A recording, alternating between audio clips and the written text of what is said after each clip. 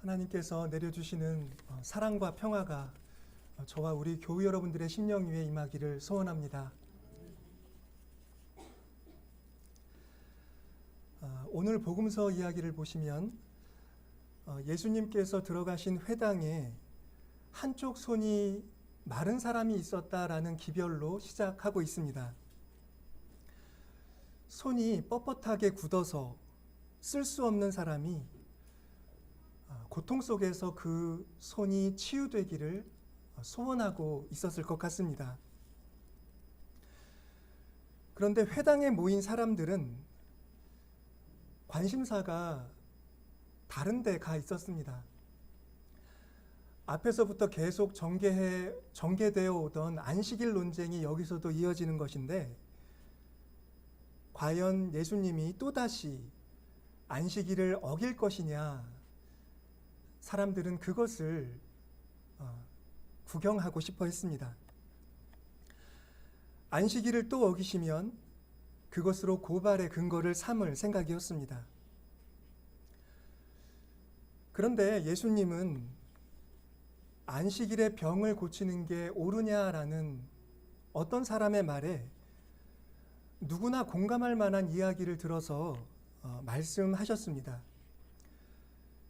자기가 가지고 있는 한 마리 양이 구덩이에 빠져 있는데 그날이 안식일이면 어떻게 하겠느냐라는 말씀이었습니다.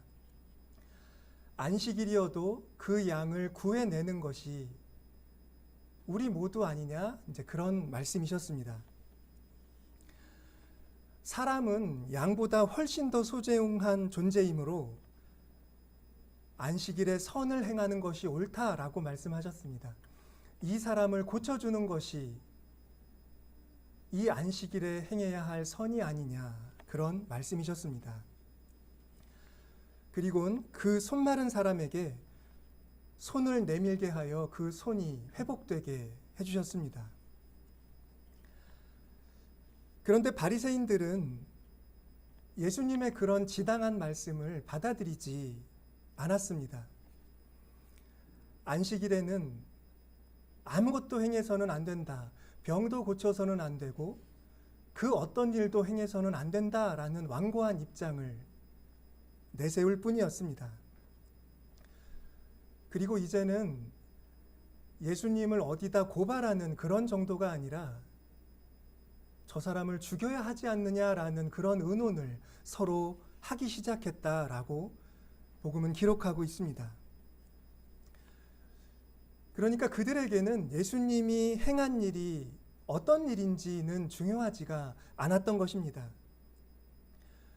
그 어떤 일이어도 무언가를 했다면 안식일을 어긴 것일 뿐이다, 이런 어떤 강박적인 틀이 그들을 그렇게 답답한 상태로 만들고 있었습니다.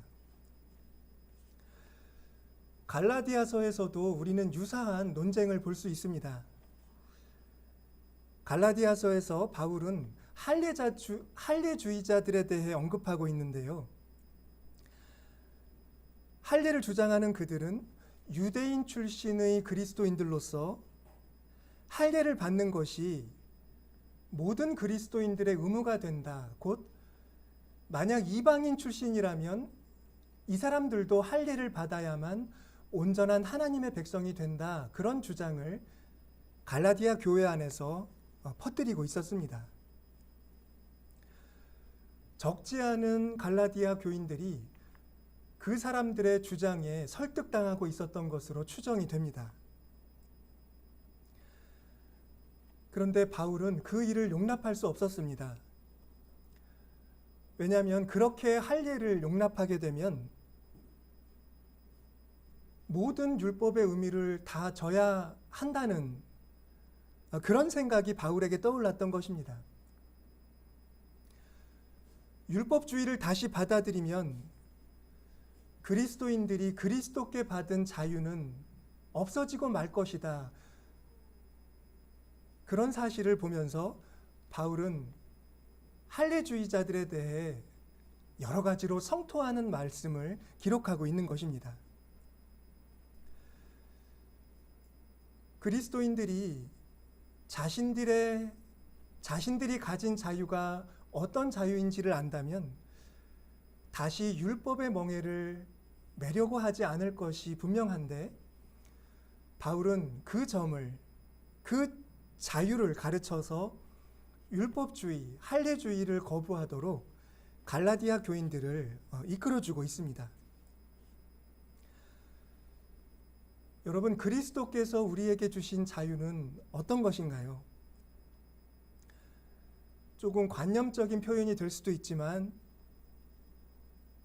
예수님은 우리에게 죄로부터의 자유를 주셨습니다. 율법의 무거운 멍에도 벗겨주셨습니다.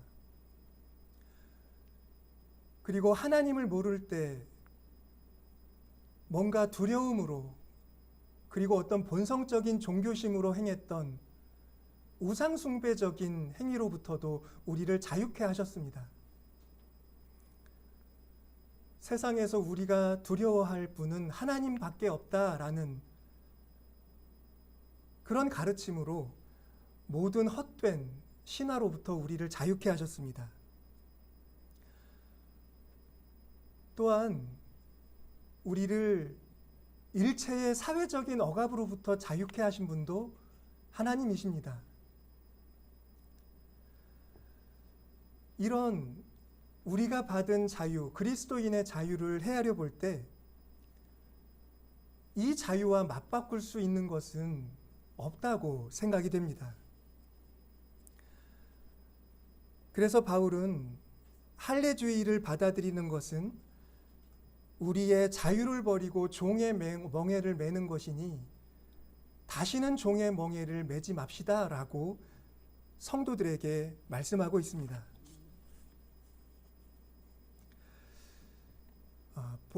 복음서의 바리새인들과 여기 갈라디아서의 할례주의자들, 이들은 어쩐 점에서는 율법주의자라는 공통점을 가지고 있는데요. 아쉽게도 율법이 가진 어떤 순기능, 선한 것을 보여주지 못하고 그들은 율법주의의 부정성만을 보여주고 있습니다. 아시는 것처럼 율법주의라는 것은 사람이 율법을 따라 살지 않으면 하나님과의 관계에서 떨어져 나가게 된다라는 그런 어떤 불안감을 강화하는 것입니다. 어떤 강박관념으로 사람들을 율법에 얽매게 해서 아주 사소한 율법도 그 사람에게 절대적인 힘을 떨치게 하는 것이 율법주의의 속성입니다. 그러니까 율법주의의 다른 표현은 강박관념으로 인간을 얽어매는 것이라고 말해도 과언은 아닙니다. 그런데 율법이 본래 그런 것이냐라고 하면 절대 그렇지가 않습니다. 이런 율법주의는 율법을 악용하는 데서 비롯되는 것입니다. 율법 자체가 문제가 아니라 그 율법을 대하는 사람들, 율법을 가르치는 사람들로부터 율법주의가 초래된다라는 말씀입니다. 모든 율법은 결국 사람을 사랑하는 것으로 수렴된다라고 바울은 오늘 말씀합니다. 내 이웃 사랑하기를 내 자신과 같이 하라는 그것이 모든 율법의 핵이다라고 다시 한번 환기를 시킵니다. 그러면 율법이 선용되면 선용될수록 그 율법을 따르는 사람들 사이에서는 인간에 대한 어떤 연민과 사랑이 자라가는 것이 정상일 것입니다. 바울과 예수님이 율법을 풀어 가르쳐 주시는 곳에서는 정말로 그런 인간에 대한 존중과 사랑이 커졌습니다.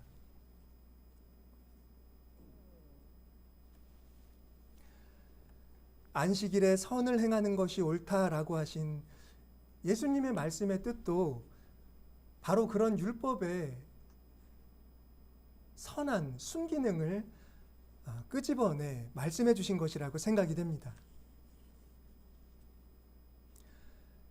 양 한 마리도 안식일이어도 구덩이에서 건져내는 게 우리들인데 사람은 양보다 얼마나 더 귀하냐라고 하시면서 우리가 생각해야 할 것이 이 사람, 지금 이 고통에서 치유받기를 원하는 이 사람이 아니고 또 누구냐라고 말씀하시는 것처럼 들리기도 합니다. 예수님도 바울도 율법을 부정하신 것은 아니다라는 것이 여기서 분명해집니다. 그렇다면 우리는 이런 점을 좀 헤아려 봐야 할 줄 생각이 됩니다. 그 선한 것,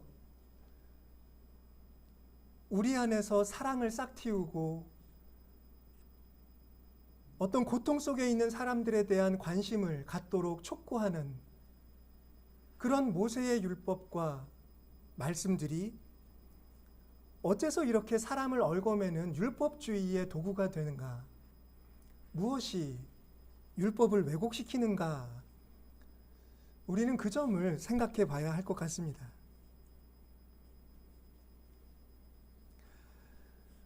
오늘 출애굽기 본문을 보시면 오늘 문제가 되고 있는 안식일 계명에 대한 하나님의 말씀이 나오는데요. 하나님은 모세에게 이스라엘 백성들에게 안식일을 지키도록 명하여라 라고 말씀하고 계십니다.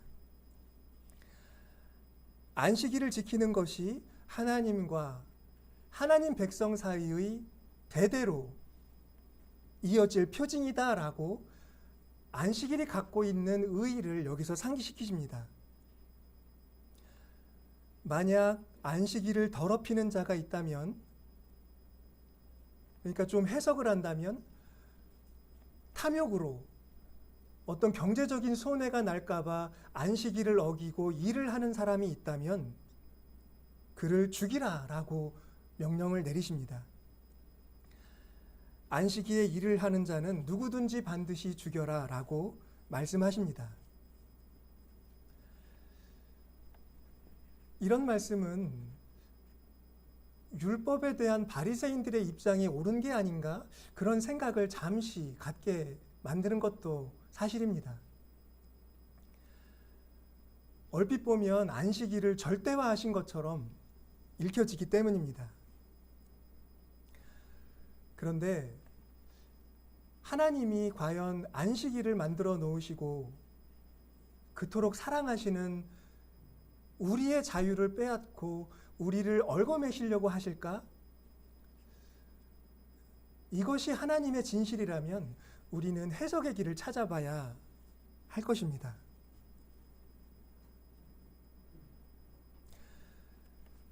출애굽기 31장의 맥락을 보시면 이 말씀은 안식일에 대해 첫 번째로 주시는 말씀이 아니라 어떤 시간의 흐름 속에서 안식일의 의미를 다시 환기시키신 말씀으로 봐야 합니다. 31장 이전의 장들을 보시면 회막을 건축하라는 하나님의 말씀들이 쭉 기록이 되어 있고요. 31장의 초반부 말씀을 보시면 이제 회막 기구를 어떻게 만들어야 하는지를 하나님이 가르치고 계십니다. 그러고 나서 회막에 대한 얘기를 쭉 하시다가 이 안식일 계명을 가지고 하나님이 백성들의 생각을 환기시키고 있다는 것입니다. 무엇을 환기시키는 것입니까? 회막을 건축하는 일이 아무리 중요하고 시급하다고 해도 안식일을 어기지 말라라는 것입니다. 안식일은 쉬어라라는 것입니다. 휴일을 갖지 않고 회막 공사를 진행하지 말아라 라고 그런 뜻으로 말씀을 하고 계시다는 겁니다. 안식일을 어긴 자는 누구든지 죽여라. 이 말씀은 무서운 말씀이시지만 사실 여기에는 이렇게 말해도 좀 어떨지 모르지만 좀 과장된 하나님의 어떤 따뜻한 유머가 스며 있는 것처럼 들리기도 합니다. 지위가 낮고 힘이 없는 사람들은 윗사람들이 일을 시키면 일을 해야 할 것 아닙니까? 안식일이어도 이거 공사 기간 맞춰야 합니다 라고 하면 아랫사람들은 그거를 수행해야 되겠죠. 그런데 하나님께서 사람들이 다 듣도록 누구라도 안식일을 어기면, 쉬지 않으면 엄단해라 라고 하신다면 힘이 없어서 쉬지 못하는 사람들, 자신의 지위 때문에 안식일을 어길 수도 있는 사람들에게는 이 말씀보다 더 힘이 되는 말씀이 있을까? 이 말씀은 그렇게 들어야 하지 않나라는 생각이 든다는 것입니다. 얼핏 하나님이 안식일을 가장 높이 놓고 안식일을 절대화하는 것처럼 보이지만 사실은 이 백성이 쉬도록 백성을 더 소중하게 생각하시는 하나님의 마음이 여기 나타나 있다고 보는 것이 온당한 해석이 아닐까 합니다. 여러분, 다시 말씀드리지만 안식일 계명에는 아무 문제가 없습니다. 예수님의 말씀도 안식일 자체를 이렇다 저렇다 하시는 것이 아닙니다. 안식일을 새롭게 이해하도록 도와주고 계실 뿐이지요. 문제는 안식일에 사람을 생각하지 않는 것, 하나님이 생각하시는 사람들을 뒷전으로 보이지 않는 곳으로 소외시키고 혹은 그 사람들을 일터로 몰아세우는 그런 사람들의 탐욕스러운 마음이 문제가 아닐까 하는 생각을 갖게 됩니다. 여러분, 마태복음은 사실 그날 회당에서 있었던 일을 역사적으로 기록한 것만이 아니라 바리새주의자들이 빠져 있는 그 율법주의에 대한 해답도 가지고 있습니다. 이 역시도 이 본문이 놓인 맥락을 좀 넓게 볼 때 찾을 수가 있는데요. 마태복음은 여기 12장에서 예수님과 바리새인 사이에 안식일 논쟁을 기술하기에 앞서서 11장 마지막 부분을 보시면 예수님의 온유와 겸손 그리고 그분의 멍에를 지고 쉬라고 하는 그런 뜻밖의 위로에 대한 말씀을 자리매김해 놓고 있습니다.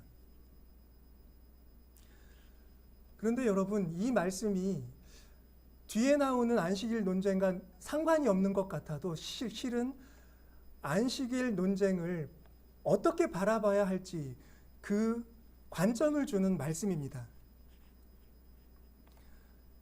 수고하고 무거운 짐진 자들아 다 내게로 오라. 내가 너희를 쉬게 하리라.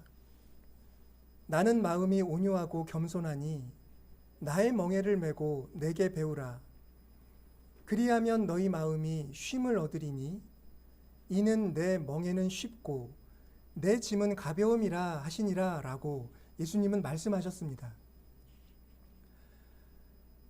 안식일 계명이 뜻밖에도 대표하게 된 율법의 멍에를 벗고 예수님께 와서 그분의 온유와 겸손에서 나오는 가벼운 멍에를 지고, 이 멍에라는 것은 어떤 의미에서는 도구라고도 말할 수 있는데요. 이 온유와 겸손을 가지고 쉬어라 라고 바로 이것을, 예수님의 온유와 겸손을 율법주의의 해독제인 것처럼 제시하고 있다라는 말씀입니다. 여러분, 율법주의와 온유가 무슨 관계가 있을까요? 이렇게 질문을 놓고 생각해 본다면 많은 말을 할 수 있겠지만 율법주의가 어떤 화가 혹은 분노로부터 나올 수 있다라는 점을 우리가 생각해 볼 수 있지 않을까 합니다. 분노나 화는, 불만족 같은 것은 온유하고는 정반대입니다. 무언가가 좀 탐탁지 못하고 썩 마음에 들지 않아도 온유한 사람은 그 상황을 함부로 정죄하거나 누군가를 함부로 비난하지 않습니다. 그러나 율법주의에 빠진 사람들은 온유가 없습니다. 무언가가 어그러졌다, 어떤 규칙이 지켜지지 못했다라고 하면 그 답답함을 분노와 화로 표출을 하는 것입니다. 바리새인들의 살기를 보면 아마도 그 살기의 과정을 따라가다 보면 그것이 온유와는 정반대, 완전히 반대되는 가치라고 하는 것을 우리는 쉽게 생각해 볼 수 있지 않을까 합니다. 이와 연관해서 한 역사적인 이야기를 들려드릴까 합니다. 옛 수도승들은요, 옛 교회, 고대 교회의 수도승들은 규칙 속에서 살았습니다. 동정을 지켜야 하고 가난하게 살아야 하며 사람들에게 선을 베풀어야 하고 그리고 하루에 7번 정해진 기도 시간을 지켜야 하고 주어진 일을, 노동을 해야 합니다. 그 규칙은 아주 중요해서 그 규칙이 얼마나 중요한지, 그 생활의 리듬이 깨지면 어떤 상태에 빠지게 되는지 경고하는 말들이 많습니다. 그런데 경험이 많은 수도승들은 그렇게 율법주의로 자칫 답답해지기 쉽고 누군가를 정죄하기 쉬운 그런 수도승들의 생활을 온유로서 지켜내야 한다라는 걸 강조했습니다. 그러니까 온유함이라고 하는 것은 수도승의 첫째 가는 덕목이기도 하고 수도승들의 무기이기도 합니다. 두 수도승 교부들의 일화가 전해집니다. 테오도루스와 루키누스라는 수도승이 있었는데 그들은 50년을 수도생활, 기도생활에 몰두하고 있었습니다. 그런데 그들은 종종 이렇게 말하면서 자신들의 생각을 비웃으면서 시간을 보냈다고 합니다. 어떤 말이냐면 너무 힘들다, 더 이상 이 생활을 못하겠다라고 하는 그런 어떤 포기하고 싶은 마음이 들고 그리고 도대체 우리가 이렇게 사는 것이 무슨 의미냐라고 하는 그런 생각이 들 때 나는 이번 겨울만 나고 이곳을 떠나야겠다라고 중얼중얼했다는 겁니다. 그리고 이번 여름이 지나면 여름이 되면 또 이 여름만 나고 난 여기를 떠나야겠다. 그것이 수도승들이 그 어려운 시간을 지나가는, 견디는 방식이었다라고 하는 것인데요. 이것은 그냥 웃자고 하는 말씀이 아니라 그 수도승들의 온유를 보여주는 일화라고 전승이 되고 있다는 것입니다. 그들은 생각했습니다. 온유한 사람은 땅을 상속받을 것이다 라는 예수님의 말씀. 우리가 온유하게 우리의 부족함에 대해 여유를 두고 우리와 함께 살아가는 사람들의 부덕함을 그때그때마다 정죄하지 않고 온유하게 여지를 두고 이 시간을 보내면 우리는 이 땅, 그들이 부름받은 그 수도승의 방을 잃어버리지 않을 수 있다, 이렇게 생각을 했다는 겁니다. 그런데 만약에 온유가 없어서 어떤 불편한 기운이 있고 어려운 과제에 직면했을 때 그냥 화를 확 내서 박차고 나가버렸다면 그들의 수도승 생활은 얼마 가지 못해서 종지부를 찍고 말았으리라는 것이죠.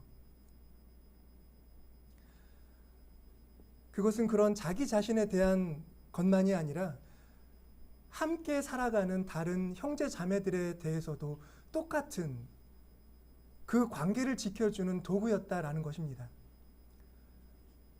누가 잘못할 때마다 왜 기도에 안 나와? 왜 그 규칙을 함부로 어겨라고 정죄하지 않고 온유하게 그 사람의 부족함을 함부로 이렇다 저렇다 말하지 않고 넘어가주는 그 온유함 속에서 그 공동체도 지켜졌다라는 것입니다.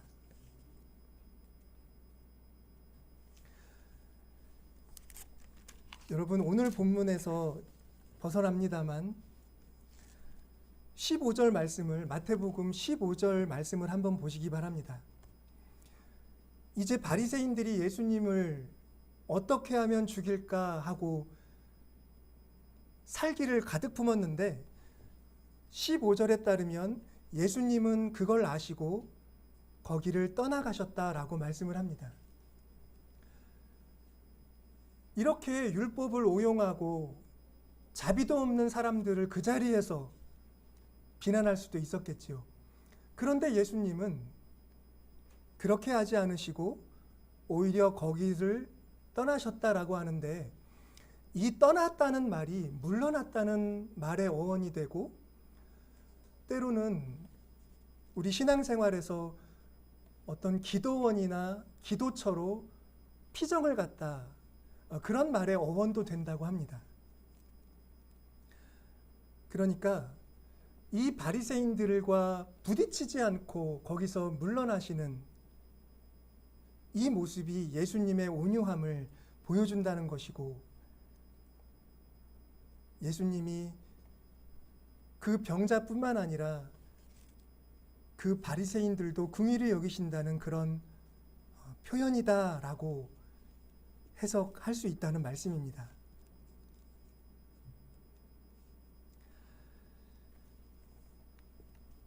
교우 여러분, 이제 한 말씀만 더 드리고 설교를 마치겠습니다.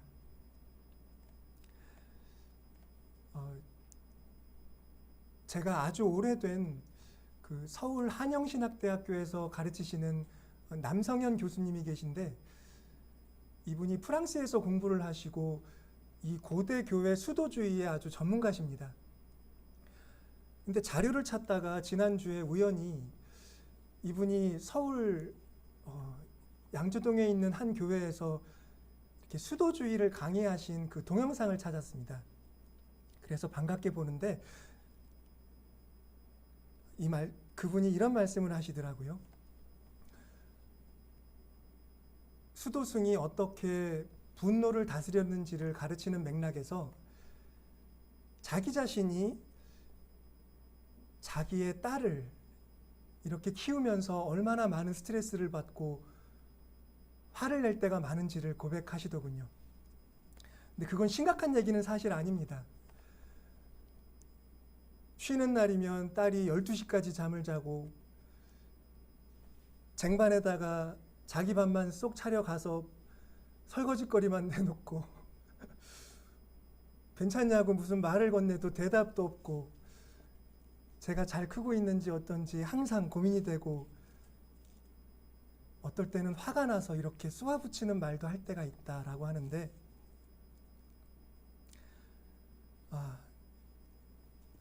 저는 아이가 넷이 아닙니까? 날마다 사실 화를 내거든요.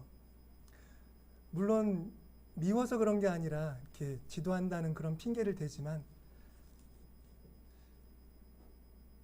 그런데 무언가가 불만족스러울 때 정말 바로 판단 내리지 않고 뭐라고 나무라지 않고 온유로서 넘어갈 수 있는 길을 찾을 수만 있다면,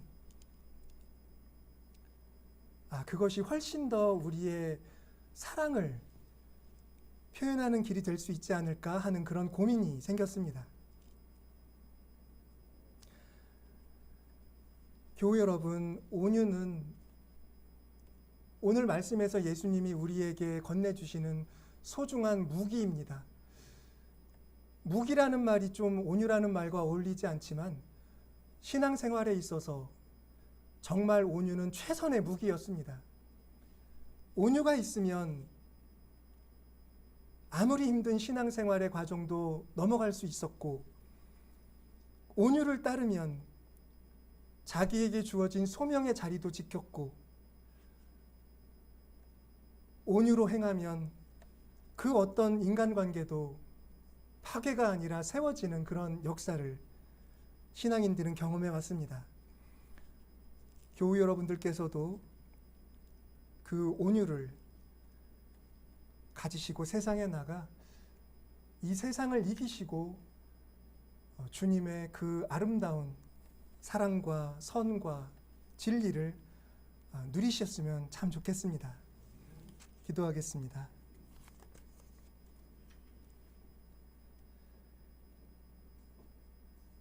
자비로우신 하나님,